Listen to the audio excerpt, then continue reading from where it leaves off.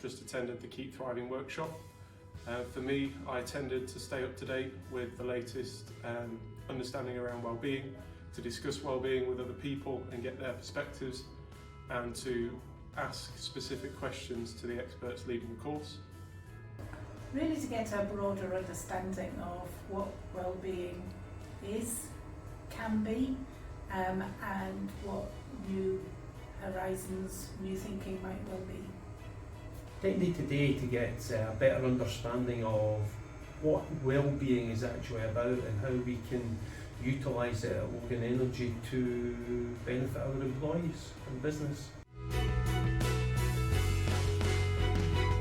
I have had the opportunity to refresh my knowledge and understanding of wellbeing and identifying gaps in the policies and strategies that I have at my organisation at the moment. Lots of different tools to work from, lots of information about how to get the message across, and also some ideas in terms of further reading as well, and really useful.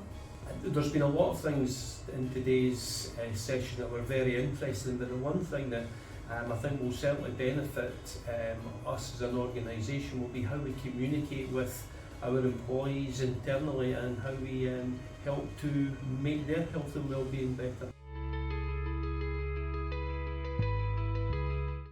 Taking away from today, I'll then review existing policies, documentation, review it with the Wellbeing Committee and look to identify areas that we can work on in this year with the new information that I've learned today.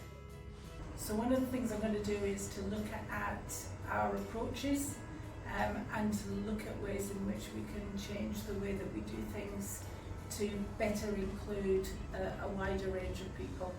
We'll look at wellbeing as a whole within the organisation, maybe how we look at it and how we measure it, so therefore we can come up with a proper strategy that will benefit particularly the employees, but in turn the business as a whole.